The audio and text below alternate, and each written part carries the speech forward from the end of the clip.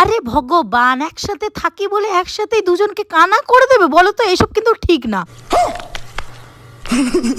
তো চলো গাইস, কি হয়েছিল সবটাই তোমাদের সাথে শেয়ার করব। তোমরা শুধু ভিডিওটা স্কিপ না করে লাস্ট অব্দি দেখতে থাকো। আর এই ভিডিওটা যদি ভালো লেগে থাকে তাহলে অবশ্যই লাইক কমেন্ট শেয়ার করে দিও, আর আমার ইউটিউব চ্যানেলটা সাবস্ক্রাইব করে দাও, ঠিক আছে? যারা এখনো আমার ইউটিউব চ্যানেলটা সাবস্ক্রাইব করোনি, তো আমরা দুই বোন মিলে চলে যাচ্ছি সবার প্রথম সিম্মির বাড়িতে। তারপরে সিম্মি আর আমি যাব চোখের ডক্টর দেখাতে। তো এই বেনাচিটি বাজারে আজকে এতটাই জ্যাম লেগেছিল যে কি আর বলবো।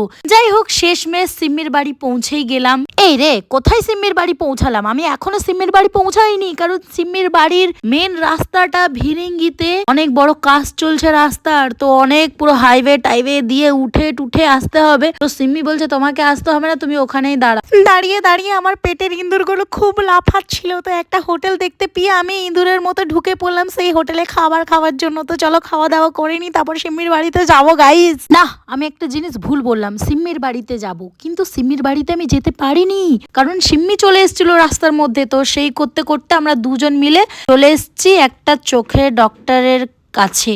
ডক্টর নয় এটা, অ্যাকচুয়ালি এটা ওই যে কি বলে, अरे की बोले सिम्मी? दुकान गए थे चश्मा वाला शॉप पे। हाँ, चश्मा वाला शॉप पे गए थे, वहाँ पर आंख दिखाने। मेरे हिंदी घटिया है, तो हम बेंगली में ही बोलते हैं। तो हाँ, আমি গেছিলাম চোখে আর চশমা নিতে, কারণ আমি ডেইলি ব্লগ বানাই, ভিডিও এডিট করি, ফোনেরই কাজ, ল্যাপটপ ফোন এসব ঘাটারই কাজ। কিন্তু এখন পর্যন্ত আমি ল্যাপটপ কোনোদিনও চালাইনি, জানি না চালাতে পারবো কিনা। আপাতত এখন আমি ফোন ঘাটছি, তো রেগুলার ফোন ঘাটতে হয়, ফোন ইউজ করতে হয়। সেই জন্যই ভাবছি একটা চোখের জন্য সেফটি কিছু তো দরকার, তাই না? তাই একটা চশমা নিলে ভালো হয়। এমনি সত্যি বলতে গেলে আমার চোখে কোনোই প্রবলেম নেই।